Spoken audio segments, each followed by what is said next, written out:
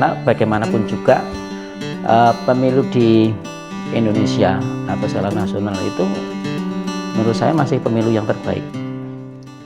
Assalamualaikum warahmatullahi wabarakatuh. Selamat pagi sahabat pemilih dimanapun berada.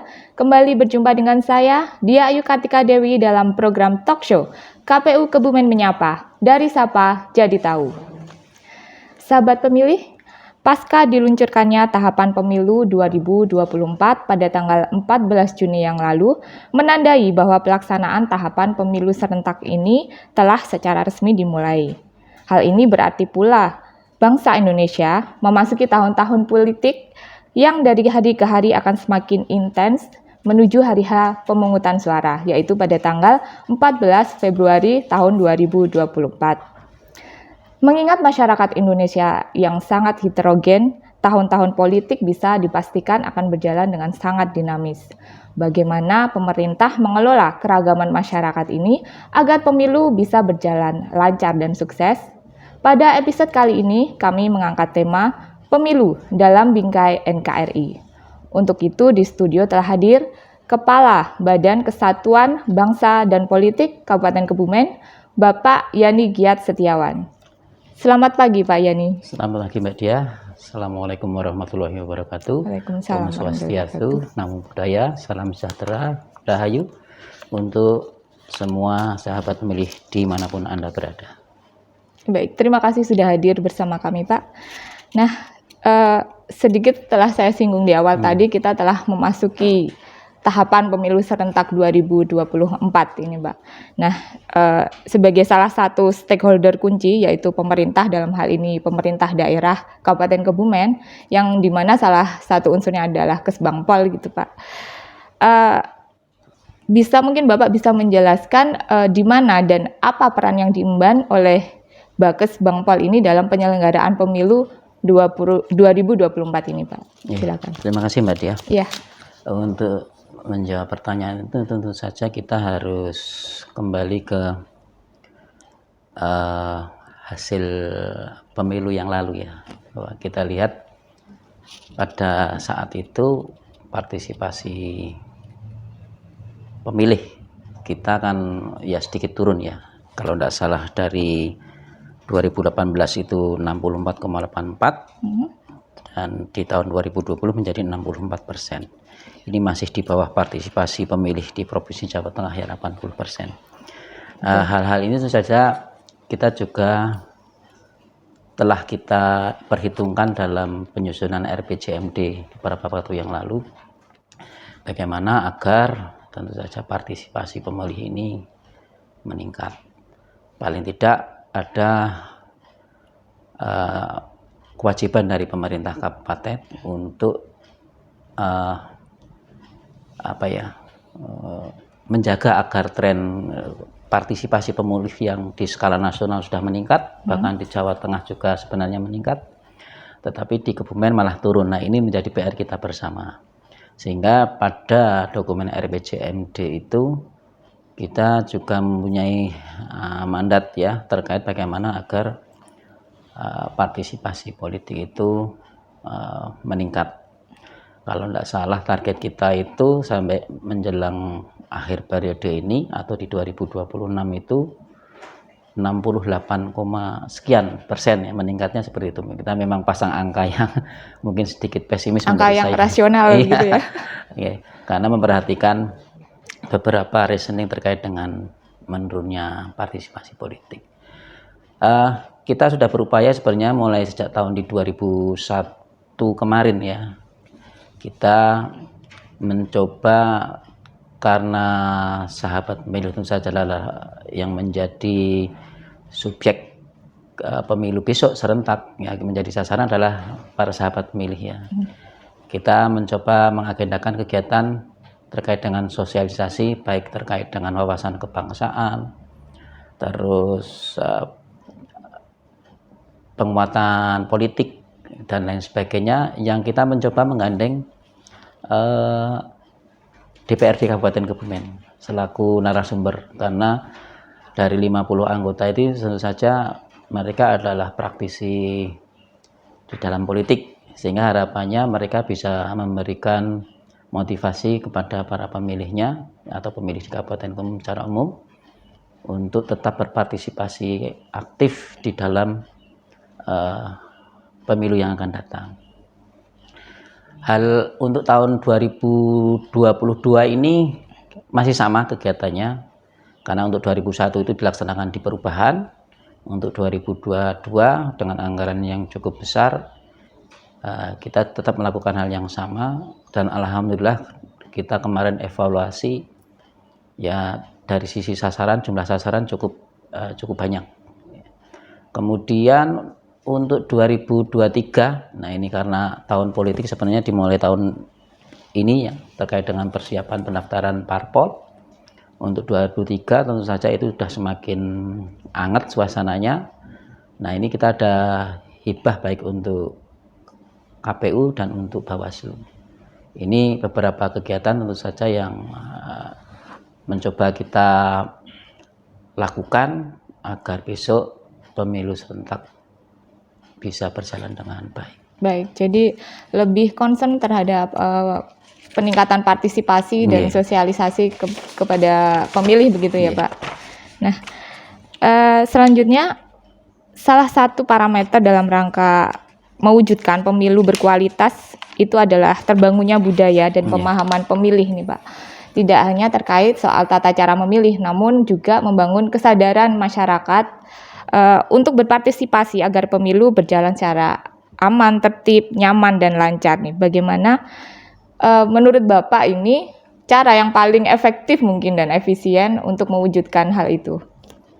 Mungkin saya garis bawahi dulu ya. Karena ini pertanyaannya efektif dan efisien. Sebenarnya kalau penyelenggaraan pemilu kan kita tidak bisa semata-mata ngomong efisien saja, tetapi yang penting efektif. Iya, betul. Bisa dilaksanakan, hasilnya representatif dan berkualitas seperti itu. Karena ketika ngomong efisien harus menghemat. Ujung-ujungnya seperti itu, penghematan. Kalau kita ngomong penghematan sebenarnya ya pakai e-voting kan begitu yang. Tetapi kan itu kayaknya belum bisa dilaksanakan. Sehingga ada beberapa catatan yang perlu kita garis bawahi pelaksanaan pemilu kemarin ketika kita sebenarnya masih manual nih. Tetapi rekapnya sudah mulai menggunakan aplikasi atau sistem informasi lah ya. Nah ini mungkin nanti bisa diperbaiki sistem informasi tersebut, karena bagaimanapun juga pemilu di Indonesia atau skala nasional itu menurut saya masih pemilu yang terbaik, karena di sana partisipasi masyarakat dalam pengawasan juga berjalan baik. Salah satunya adalah partisipasi pada saat penghitungan suara, karena saya lihat pada saat itu disitulah titik rawannya di sana kan, pada saat penghitungan suara. Sehingga manakala kita masih manual, orang yang awam IT pun sebenarnya masih bisa memantau. Tetapi kalau semua serba digital, tidak semua orang bisa memantau itu. Hanya orang yang tahu IT saja yang bisa memantau. Ini salah satu hal-hal yang harus kita perhatikan. Kalau kita ngomong efisiensi, sebenarnya pemilu beberapa waktu yang lalu yang terakhir kita lakukan sebenarnya sudah cukup efisien. Karena dilakukan dalam koridor pandemi. Ada beberapa kegiatan yang sebenarnya sudah dicoba dibatasi dan dirasionalisasi. Tapi itu pun nanti dalam prakteknya juga tergantung kesepakatan kita lagi. Dengan peserta. Apakah benar seperti dilaksanakan tanpa memperhatikan adanya pandemi yang belum dicabut, masih dalam perkembangan seperti itu apa tidak. Tapi kalaupun ada, ya paling tidak yang harus kita perhatikan adalah komitmen dari peserta pemilu sendiri, dan juga saya yakin nanti yang lebih banyak berperan adalah di Bawaslu, karena mereka yang punya peluit nih, sempritan ya, untuk nggak boleh begini, nggak boleh begitu, aturannya ketika di pandemi seperti ini. Nah itu ketegasan hal semacam itu juga harus dipahami oleh peserta pemilu, sehingga kalau pemilu tanpa kampanye kan juga hambar ya. Tapi tinggal nanti kita bentuknya kampanye seperti apakah yang kita sepakati, karena justru peserta pemilih itu kan justru cost-nya itu lebih banyak di kampanyenya kan, seperti itu. Itu terkait dengan efisiensi.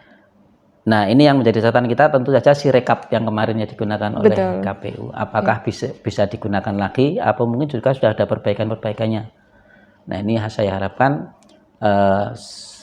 tahapan yang sudah diperoleh kemarin dengan si rekap yang sudah bagus ini ya tentu saja bisa dilaksanakan lagi. Ini yang terkait dengan kita ngomong efisien ya. Kalau kemarin saja bisa efisien karena pandemi, kalau pandemi sudah selesai, semestinya juga tetap bisa efisien. Ya. Kemarin saja bisa, apalagi bisa dilanjutkan seperti itu ya. Nah, tapi sisi lain ya tadi efektif. Itu harus diperhatikan. Jangan-jangan efisien belum tentu efektif, Pak. Ya kan, efisien belum tentu efektif. Nah, ini banyak sekali pertimbangan ketika nanti kita harus melakukan dihadapkan pada mekanisme efisien apa efektif. Semestinya dua-duanya bisa. Ya, efektif berarti tujuannya pemilu bisa tercapai, dan efisien tentu saja di sana ada upaya-upaya untuk ya menekan beberapa cost yang seharusnya bisa ditekan. Begitu. Jadi harus memperhatikan efisiensi, tetapi juga tetap mengutamakan efektivitasnya, begitu ya Pak. Ya, baik. Sahabat pemilih, sebelum kita lanjutkan obrolan kita pada pagi hari ini, kita saksikan dulu yang satu ini.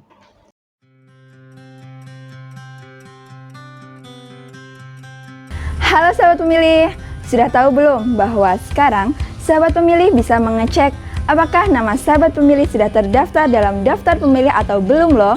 Bagaimana caranya? Yuk kita simak yang satu ini. Pertama, sahabat pemilih bisa mengecek melalui website Lindungi Hakmu, yaitu pada laman www.lindungihakmu.kpu.go.id. Kemudian, sahabat pemilih pilih Kebumen. Masukkan NIK sahabat pemilih, atau bisa juga masukkan nama lengkap dan tanggal lahir.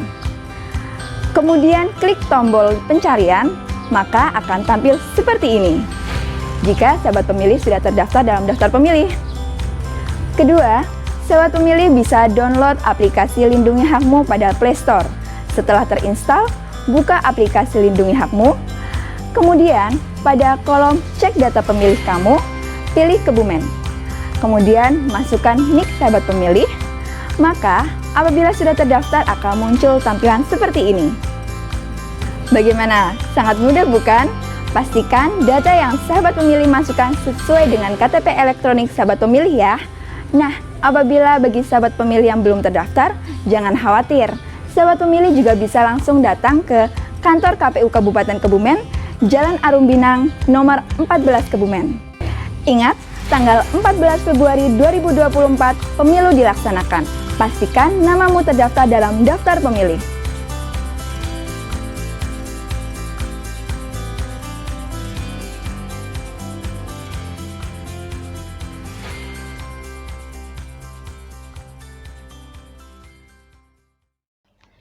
Kembali bersama saya, Dia Ayu Kartika Dewi, dan Bapak Yani Giat Setiawan dalam acara talkshow KPU Kebumen Menyapa dari Sapa Jadi Tahu. Nah, Pak Yani, melanjutkan obrolan kita ini. Berkaca pada pemilu 2019 yang lalu, ini ada tren polaritas masyarakat Indonesia yang dikarenakan fanatisme sempit ya terhadap kandidat yang terutama capres pada waktu itu. Nah, ini bagaimanakah pemetaan potensi permasalahan di pemilu serentak tahun 2024 ini? Bagaimana Kesbangpol Kebumen memetakan potensi permasalahan dan kerawanan tersebut, terutama terkait aspek kerukunan, persatuan, dan kesatuan.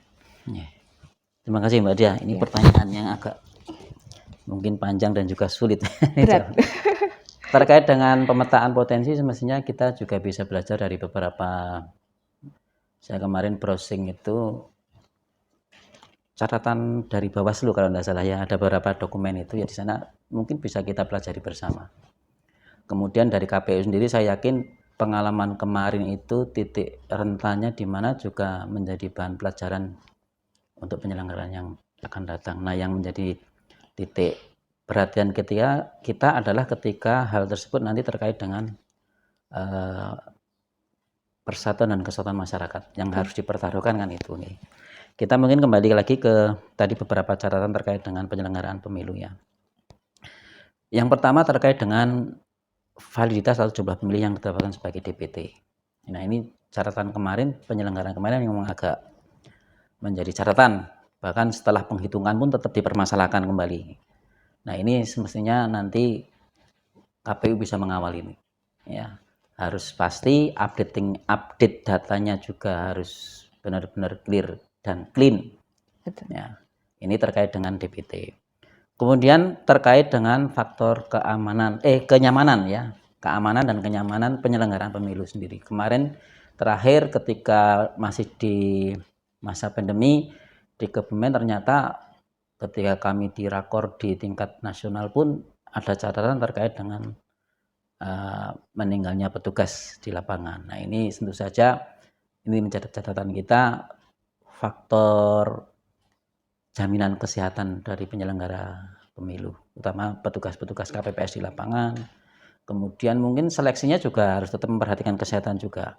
Saya yakin orang-orang yang aktif di KPPS sebenarnya orang yang biasa melaksanakan itu, tetapi kebanyakan mereka kan sekarang sudah sepuh-sepuh. Nah ini mungkin jadi pertimbangan faktor stamina petugas di lapangan juga harus menjadi perhatian. Terus yang berikutnya adalah money politik. Nah ini yang mungkin tidak akan saya bahas sedikit ya.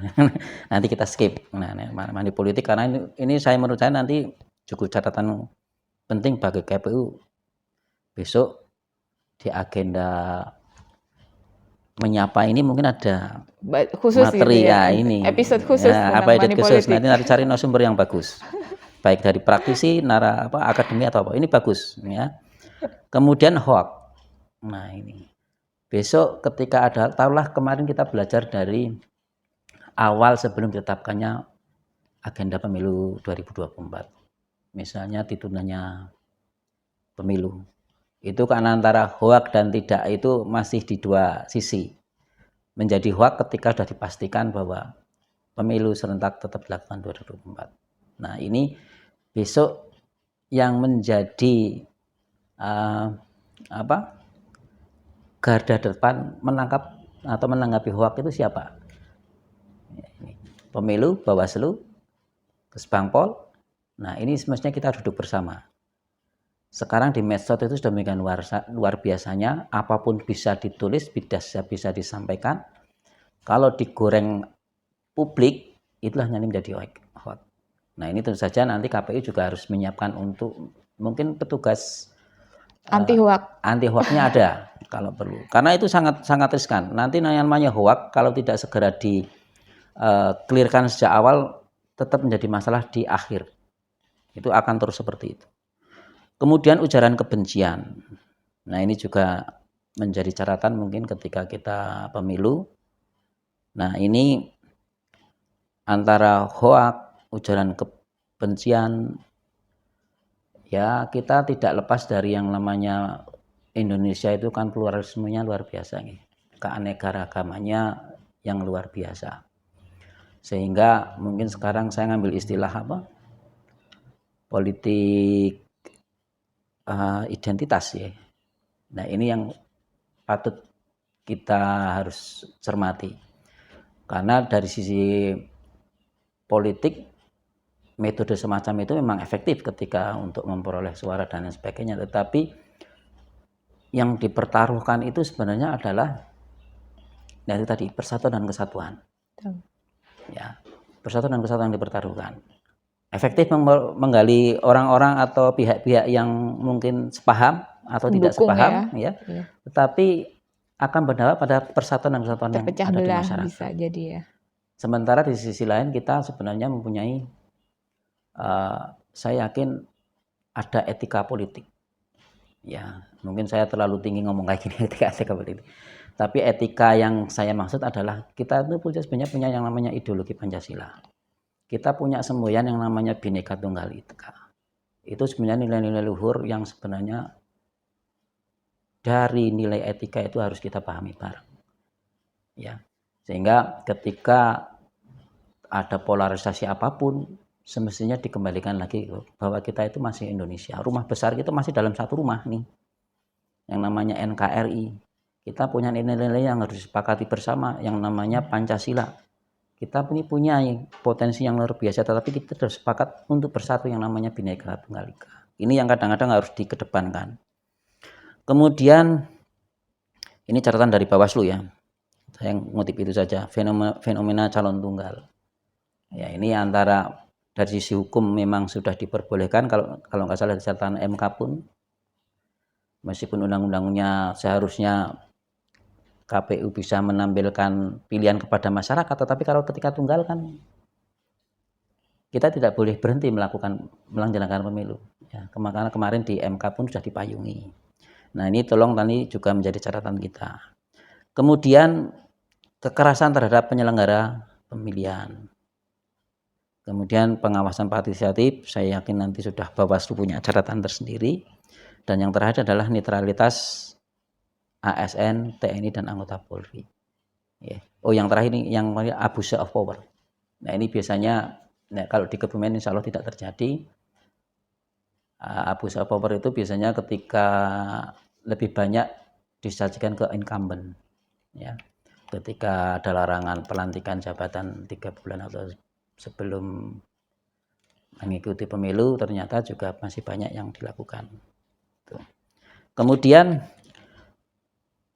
untuk Kebumen sendiri seperti apa ini ketika tadi disampaikan kita punya potensi ini terhadap kesatuan dan persatuan di Kebumen. Kita kembali lagi bahwa sebenarnya informasi terkait dengan potensi terkait dengan keamanan ketertiban bisa menjadi besar atau tidak kembali ke masyarakat itu sendiri. Sehingga kita kemarin mencoba merintis terbentuknya kembali forum kewaspadaan dini masyarakat atau FKDM. FKDM ini kita bentuk mulai dari kabupaten, kemudian kecamatan, dan sampai ke desa. Kalau untuk saat ini mungkin baru sampai kecamatan, saya harapkan di tahun ini kita selesai di desa. Kita juga tidak akan membebani anggaran kepada desa terkait dengan FKDM karena nanti kita sinergikan dengan kegiatan yang Linmas yang ada di desa. Sebenarnya kalau tanpa FKDM sebenarnya Linmas kan sudah jalan. Nah, cuma nanti kita kegiatannya kolaborasi dengan Linmas. Sehingga harapannya nanti ketika penyelenggaraan pemilu ada hal-hal yang mungkin terkait adanya risikonya gangguan keamanan ataupun apapun segera diinformasikan sehingga nanti dapat kita redam sejak awal. Ini sebagai langkah antisipasinya itu nih Pak. Iya. Forum kewaspadaan dini masyarakat FKDM. Iya, jadi sudah ada ini Pak ya sampai saat ini sampai kecamatan. Sampai ini. Nanti tahun ini target kita sampai ke desa sudah. Oh begitu. Tahun 2023 karena sudah mulai anget kita sudah jalan. Oh iya. Mekanismenya nanti yang tergabung dalam FKDM, forum ini akan seperti pemantau, gitu memantau seperti itu dan mewaspadai potensi-potensi kerawanan yang akan terjadi. Baik Pak. Nah, selanjutnya sebagai pertanyaan terakhir ini Pak, bagaimanakah harapan Bapak ini selaku Kepala Bakes Bangpol Kabupaten Kebumen ini agar pemilu, terutama pemilu 2024 besok ini dapat berjalan sukses, baik secara prosedural maupun substantif, dan menghasilkan pemimpin dan wakil rakyat yang sesuai dengan harapan dan pilihan rakyat, terutama masyarakat Kebumen ini, Pak. Iya. Ini sebenarnya kembali ke fungsi parpol itu sendiri ya. Fungsi parpol yang saya ingat salah satunya adalah mengagregasikan kepentingan-kepentingan atau nilai di berbagai kalangan masyarakat. Ini untuk fungsi ini sebenarnya seperti yang saya sampaikan tadi, ketika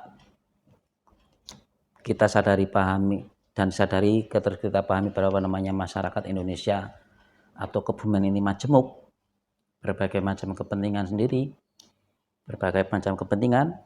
Ya, nah ini yang harus kita kembalikan adalah akar komitmen partai politik. Kita punya komitmen nasional yang juga harus tetap dipegang. Tadi Pancasila dan Bhinneka Tunggal Ika. Dan yang satu adalah NKRI. 3 itu yang saya kira harus dipegang. Sehingga ketika nanti terpolarisasi dalam bermacam kepentingan, ya tolong kita ingat tadi, kita masih satu rumah, NKRI. Kita masih punya nilai-nilai yang harus ditaati bareng, Pancasila, nilai Pancasila. Dan itu tidak bisa dipahami sila per sila kan. Yang namanya Eka Prasetya Pancakarsa itu kan satu kesatuan untuk melaksanakan 5 sila itu. Kemudian ya kita punya yang namanya Bhinneka Tunggal Ika. Ini komitmen ini yang harus dibangun di parpol. Terkait dengan pemilihan pemimpin, ini adalah fungsi terkait dengan atau political will ya. Ini mungkin bisa bicara terkait dengan kaderisasi ya. Kaderisasi di partai.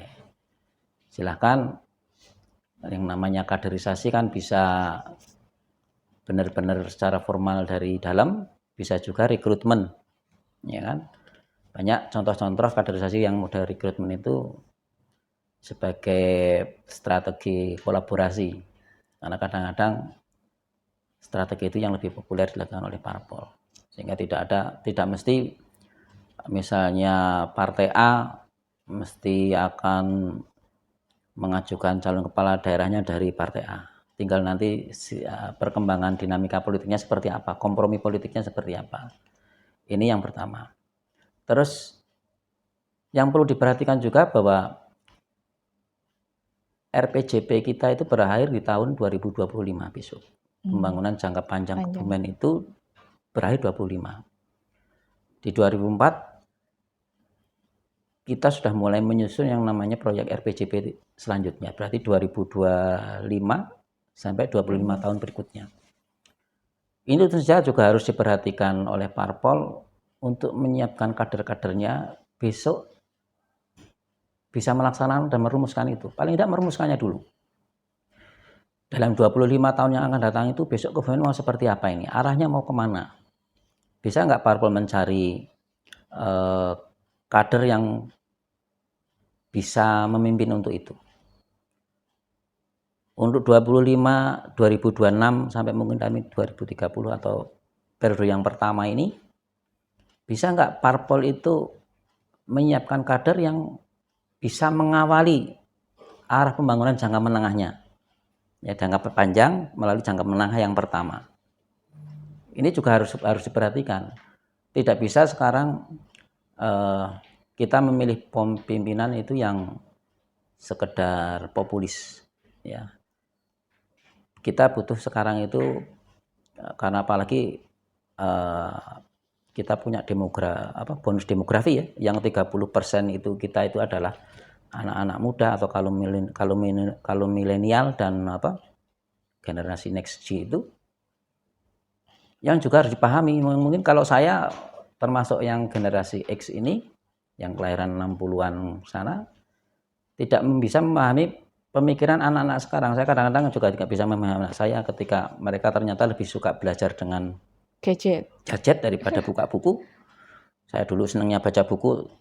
Ketika saya mengingatkan anak saya, loh ini sedang belajar Pak, tapi bacanya HP. Nah, ini juga harus para pemimpin kita itu harus bisa melihat ke sana. Ya. Nah ini monggo parpol mulai istilahnya melakukan kaderisasi, mulai memilah-milah Kebumen, ngelus-ngelus jago lah. Ini besok yang memimpin Kebumen seperti apa.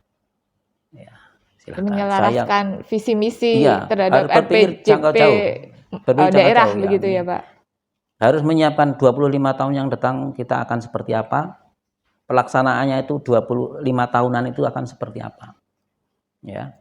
Itu yang harus penting, sehingga nanti apa yang kita konsepkan misalnya 25 tahun Kebumen akan menjadi seperti apa benar-benar terkawalkan sejak awal, terkonsep seperti itu dari awal. Itu karena saya yakin sekarang di era yang serba kompetisi yang tinggi ya, apalagi sekarang kita masih di bayang-bayang resesi ini, kita harus punya benar-benar pemimpin yang punya perhitungan yang cermat terhadap hal itu. Kemudian juga Tadi saya ngomong ketika kita memilih pemimpin itu tolong jangan dikemukakan yang tadi saya sampaikan, politik identitas. Biasanya kita akan ya memang gampang sih kalau milih wong dewek, ya kan, putra daerah semacam ini. Nah, ini sebenarnya sebagai bagian dari proyek identitas, efektif untuk cari suara. Tetapi kembali lagi bahwa yang namanya masyarakat Kebumen juga sudah mulai majemuk sebenarnya. Ya. Tidak terdiri dari berbagai macam kepentingan ini. Ya. Ini harus diperhatikan semacam itu. Sehingga nanti konsep partai memilih kader yang terbaik, saya yakin setiap partai punya konsep masing-masing. Tetapi saya harapkan apa yang saya sampaikan tadi menjadi catatan. Ya, yang pertama kita mengkonsep 25 tahun yang akan datang itu Kebumen mau seperti apa, mau kemana. Ya, kemudian di periode pertama RPJP atau di RPJMD yang pertama ini kita mau melakukan apa dan bagaimana pelaksanaannya. Itu juga seorang pemimpin atau kepala daerah juga harus paham itu. Ya, saya kira itu yang dapat saya sampaikan. Gitu. Baik, terima kasih Pak. Tapi sebagai closing statement nih, optimis bahwa pemilu 2024 akan berjalan dengan sukses dan lancar, Pak? Saya optimis untuk pelaksanaan yang akan datang bisa berjalan aman dan lancar. Karena saya yakin yang namanya kedewasaan kita berpolitik dari skala nasional juga sudah bagus. Kemarin kita terakhir pilkada juga meskipun ya ada konflik, saya yakin itu konflik bagian dari dinamika politik. Masih kita anggap wajar, tinggal bagaimana kita memahami latar belakangnya seperti itu. Insya Allah pemilu 2024 di Kebumen berjalan aman. Amin. Baik, terima kasih Pak Yani atas waktunya. Kita sambung di lain waktu. Semoga bisa bertemu lagi di lain kesempatan. Demikian tadi sahabat pemilih obrolan pagi ini bersama Kepala Badan Kesbangpol Kabupaten Kebumen, Bapak Yani Giat Setiawan. Ingat pesan beliau bahwa kita harus memilih calon tidak hanya sekedar karena politik identitas atau karena fanatisme sempit belaka, tetapi juga harus memandang calon yang mempunyai visi misi terhadap daerah terutama Kabupaten Kebumen ke depannya. Juga harus berpegang teguh terhadap Pancasila sebagai pedoman hidup bangsa, seperti itu. Nah, sahabat pemilih di rumah, demikian tadi obrolan kita. Saya akhiri. Jangan lupa like, komen, dan subscribe di channel YouTube KPU Kebumen dan nantikan pula episode-episode selanjutnya. Saya Dia Ayu Kartika Dewi pamit, pohon undur diri. Wassalamualaikum warahmatullahi wabarakatuh.